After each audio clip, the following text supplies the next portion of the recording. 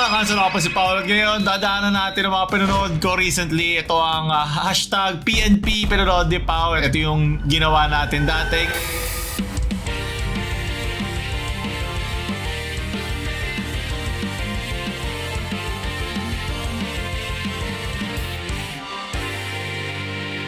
Compare daw to sa Mushoku Tensei. So, pati yata animator.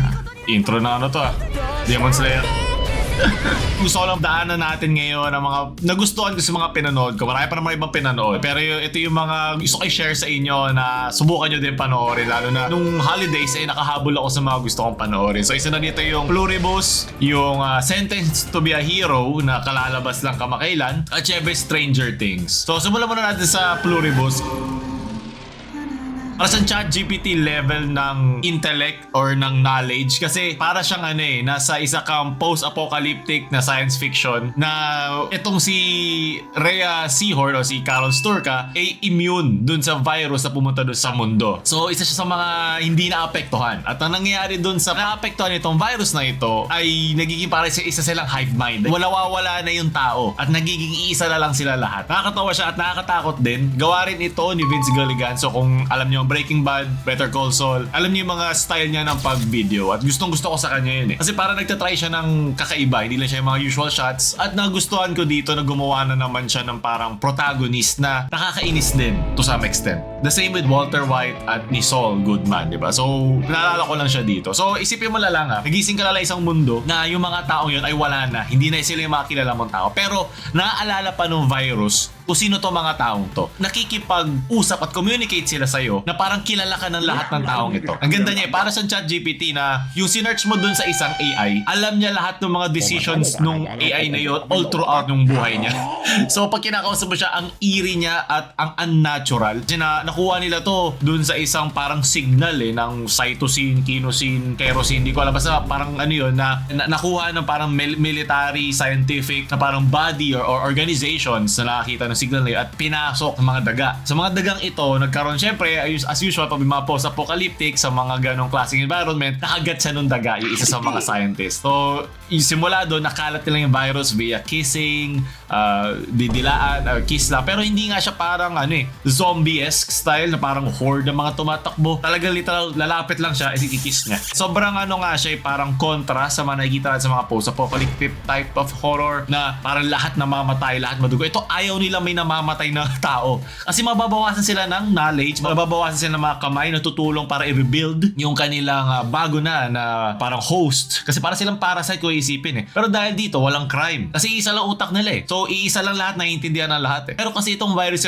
na ito, hindi siya parang gusto ng destruction Gusto lang niyang i-assimilate lahat ng organisms na nandun sa mundo natin. Yun yung kanyang So para siyang, isipin mo na lang mahirap maging anti or mainis sa isang kalaban na nakangiti sa'yo at tinutulungan ka pa. Kasi hindi sila pwede rin manakit, hindi sila pwedeng magpumilit na maging violente, kailangan ng permission mo. May mga ganun pa sila. So may levels doon sa antagonist nito. At yun din, binigyan din niya ng layers yung bida na parang hindi ko alam kung kakampihan kita o hindi. Kasi kupal siya siya parang pessimistic tong si Carol. Pessimistic, parang laging negative, negatron siya. Kahit gusto mo siyang suportahan bilang siya yung nag-move ng plot, kupal din kasi siya So yun yung gusto ko na parang kakampihan ko na ba tong virus? Parang baka okay lang naman na maging part of the hive mind o hindi. Mild spoilers lang naman to. May mga episodes doon na talagang nasa fine line ng morality, ng pag ikaw napunta ka sa isang hive mind kasi mawawalan ka ng individuality pero at peace ka na, or mag-continue ka pa din sa mundo na the rest ng 99.9%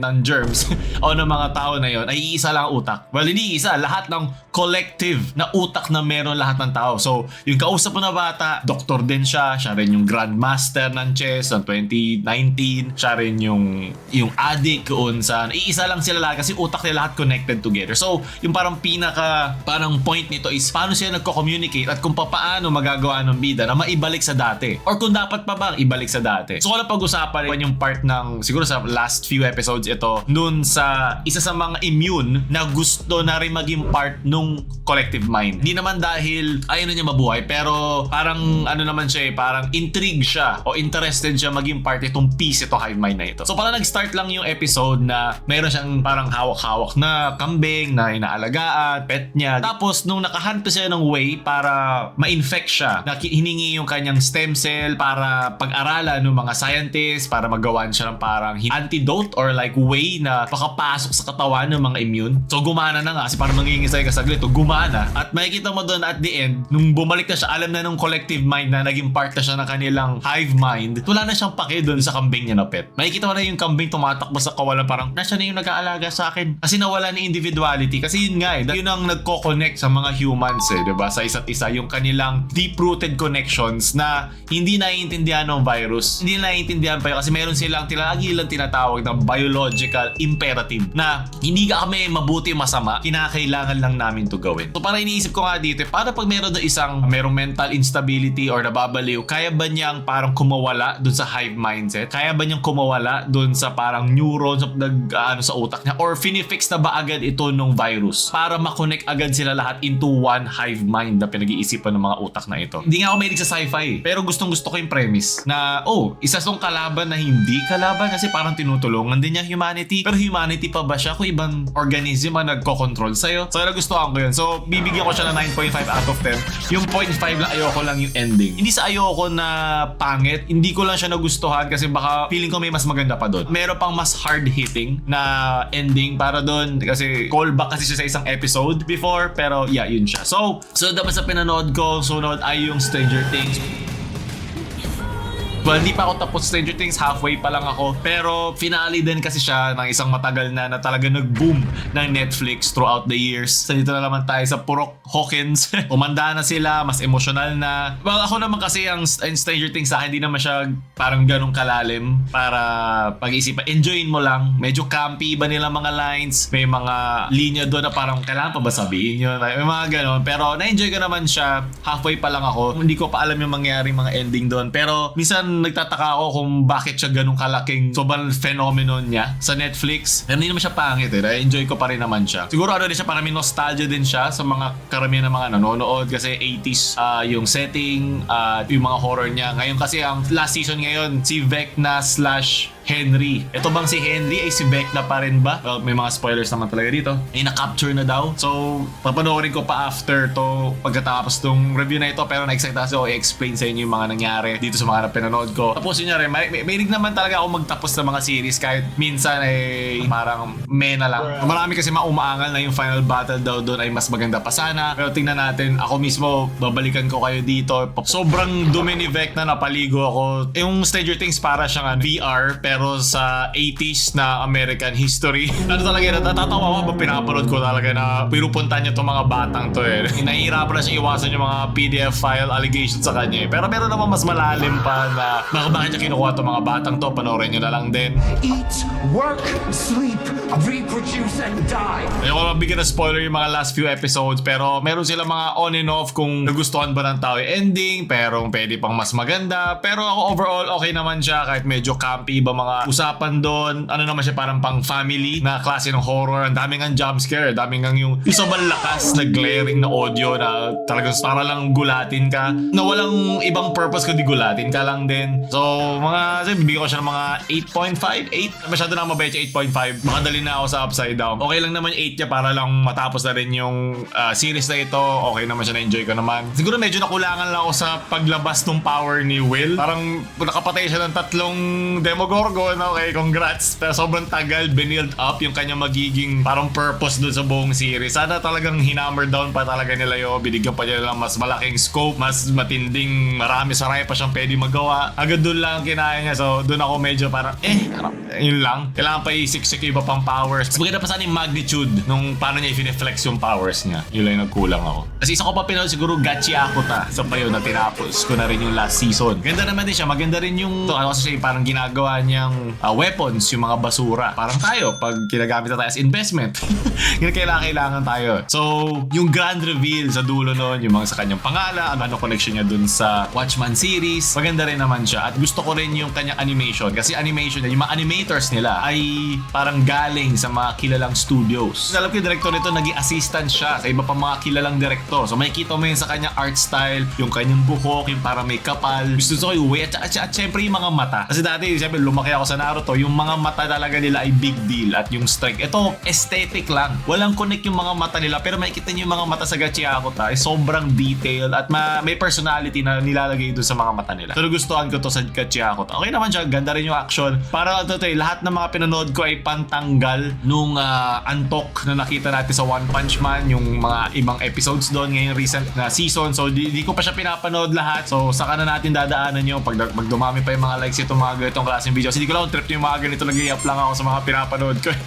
Diba? Pero yeah, ano naman siya, isa sa mga to watch ko pa. So nabalikan ko kayo doon. So last naman ay ang sinasabi nilang talagang binuksan yung horizon ngayon ng anime this season. Yun ay ang Sentence to be a Hero.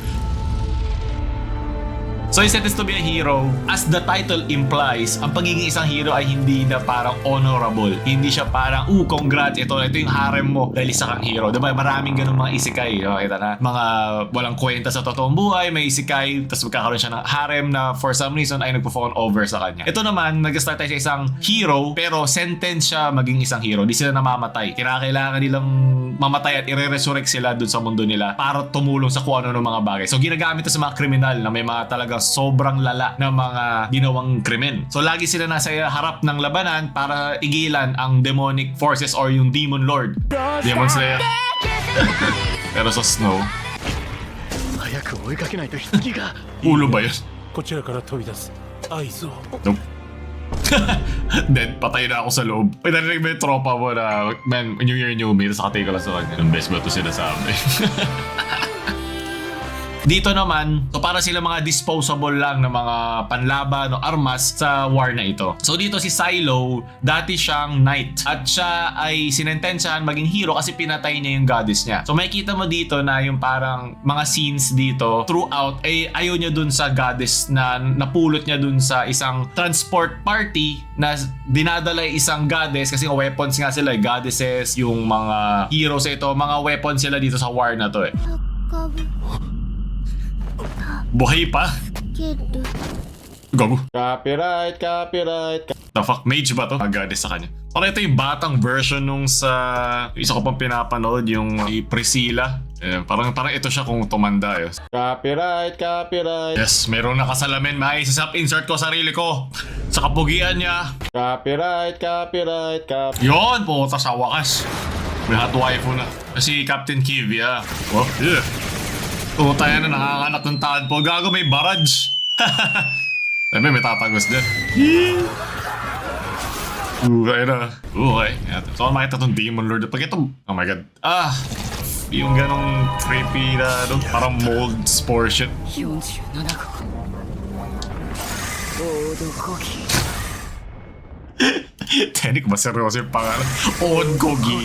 So, mayroong mga fairies na tinatawag na para silang mga na-infect ng mga woodland creatures itong Demon Lord na ito para, para maghasik ng lagim para makuha. Hindi pa alam yung whole arcing na reason bakit ito ginagawa. Nasa first episode pa lang tayo. Pero kasi ito yung tinatawag daw nila na Mushoku Tensei na walang ecchi. Medyo nakakalungkot.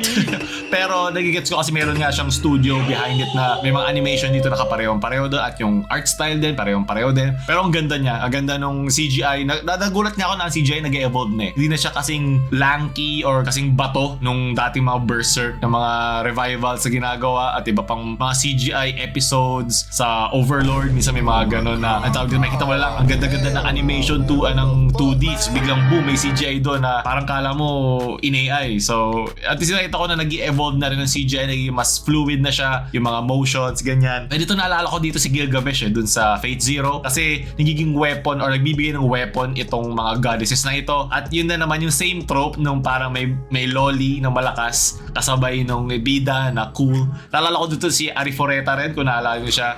At 1 hour yung first episode. So I think good din yun kasi nasa Netflix ka naman eh. Andun ka talaga para mag-sit down, manood. At yun naman ang usual na haba na isang episode na isang series. Yung 30 minutes kasi nang galing ito sa mga parang episodic TV na hanggang 30 minutes lang kaya ng isang parang slot sa airtime ng television. So maganda na ginagawa nila isang oras. Di ko lang kung magko-continue to isang oras na to sa next episode or any 30 minutes ulit sila kada episode. Pero ang ganda ng premise, nagustuhan ko naman yung action. Sobrang nagising ako doon, nagkaka-goosebumps nga ako. Maganda yung final part nung episode kasi pinakita rin yung kanya kung bakit siya naiinis doon sa goddess, ano yung nagpo-push ng plot forward, yung inis siya doon sa temple at sa military. Kasi throughout doon sa episode, parang puro kay honor, puro kay ganyan, ano matutulong sa inyo? Parang nangyari, bumalik yung old Japan versus new Japan. Yung honor nila dati parang unmistakable force eh, immovable object siya na wala akong pake kung masira pamilya nyo.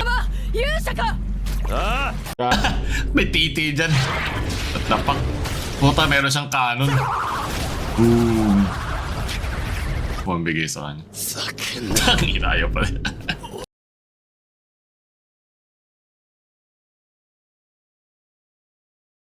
Patay na si Kibia. Umiyak pa. O na, sige na, gamitin mo na lang. Ganun din eh. Kung stubborn sila sa honor ko, stubborn ka din sa... Screenshot ko lang to. Yun yung mukha mo pag Monday na. そうや私もメガも嫌っていても